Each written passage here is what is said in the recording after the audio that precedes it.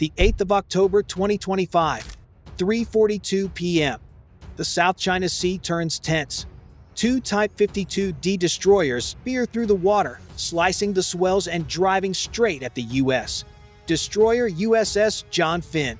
No warning, no course change, just two paths colliding by speed and will, drawing a steel line across open ocean. On John Finn's bridge, the silence tightens. Radar paints two large returns closing from the northwest, speed rising, intercept angle narrowing. Systems shift to active tracking. The blue outside becomes a wordless chessboard. Three warships weighing tons, maneuvering for position where one misstep redraws the board in seconds. Electronic warfare spins up, data streaming into combat. Each glowing blip stands in for hundreds of lives, holding a line in disputed water. A few seconds of the wrong decision could flip a routine transit into an international incident. Discipline becomes doctrine, and every keystroke carries consequence. Engines and sea merge into a single hum, the heartbeat of two crews bracing. John Finn holds course, no deviation, no theatrics, quietly recording every signal from across the water. Out here, silence is the final armor of reason, the buffer between vigilance and escalation. Radar confirms, not civilian craft. Two Chinese warships are accelerating, locking their vector. The gap shrinks by nearly half a nautical mile per minute. Everyone aboard feels the sea's rhythm change, that prickle of inevitability when a meeting at speed can no longer be avoided. Hull numbers snap into view: 172 and 175 Liu Yang, the third-class destroyers, with long-range anti-ship missiles. But the real weapon now isn't a missile, it's intent. John Finn stays steady, filming every second, speed unchanged. The mission is simple: proceed lawfully, observe, do not provoke. The Chinese ships close on a cut angle, no hails, no lights. This slips beyond innocent passage. On the net, a soft order carries. No course change, no reaction. In CIC, operators shift to full-spectrum observation, cataloging each adversary radar frequency with clinical precision. SLQ-32 starts harvesting emissions, every radar pulse another tactical fragment. From the captain, hold formation. Let them reveal themselves. The sea seems to thicken. Space feels narrower. On deck, sailors see a horizon swelling toward them, heavy with unspoken challenge. Both Chinese destroyers swing to bow on, crests shearing white, engines thundering. No signals, no explanations. In under 10 minutes, three armed warships will share a patch of water smaller than an airfield. From here on, only clarity decides who speaks first. Range: 12 nautical miles. No one talks, but everyone knows one bad alignment and it all ignites. The OOD calls bearings. The Chinese ships hold speed. On radar, their vectors press closer, nudging John Finn toward the scene between observe and engage. A bilingual hail goes out from the bridge. Chinese naval vessel. This is a United States warship conducting lawful transit. Alter course to avoid unsafe approach. The voice is calm, exact.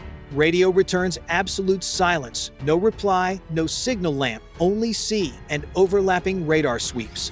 Two target tags burn bright: Sierra 09 and Sierra 12. Speed steady at 26 knots, CPA projected at 3 nautical miles. The team doesn't panic, they've seen this.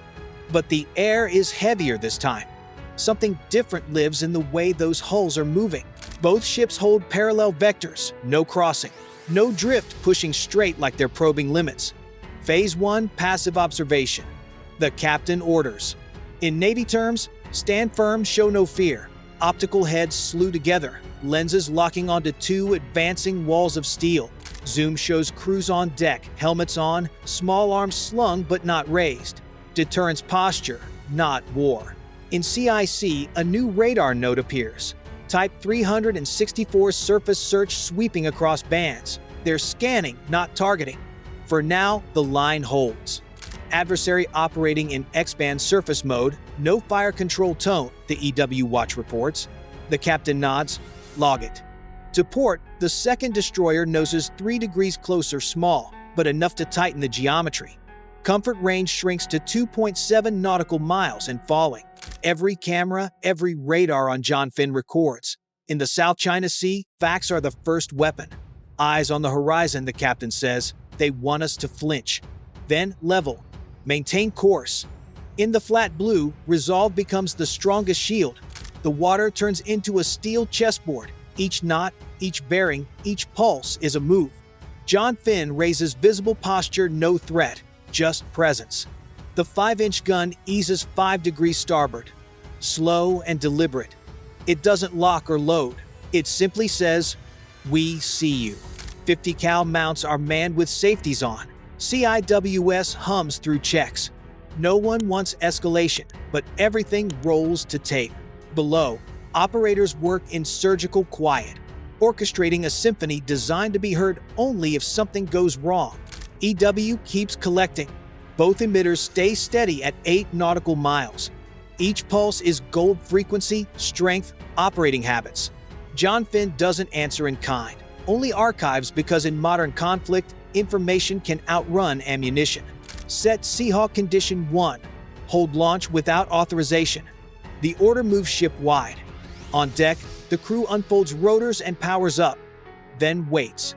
Everything points to a single principle: observe, deter, do not incite.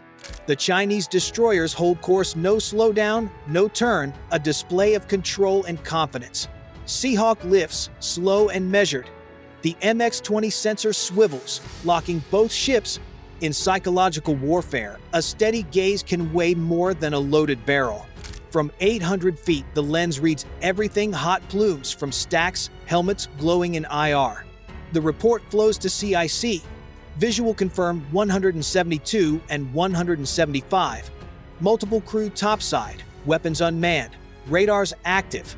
2 worlds study each other through glass. From above, the formation looks like a stress test. The Chinese pair sail in mirror wake. Between them, John Finn stands like a milepost, unmoving. Then the first cue.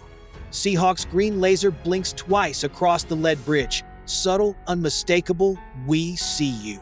The helicopter tips, shifting IR flood to the wingman. Light washes the emblem near the bow. Below, Chinese sailors reposition, helmets flashing.